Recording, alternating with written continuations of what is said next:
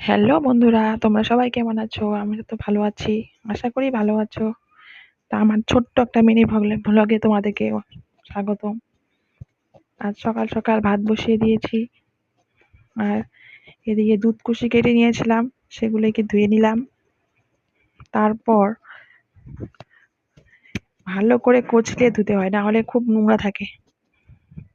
ধোয়ার পরে সেগুলোকে আরেকদিকে বসিয়ে দিব, কারণ ছেলের এক্সাম চলছে।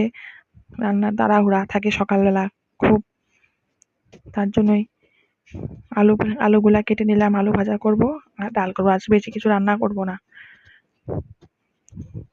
আর আজকে ওয়েদারটা খুবই ভালো, ঠান্ডা ঠান্ডা ওয়েদার, তার জন্য আজ রান্না করতেও খুব ভালো লাগে।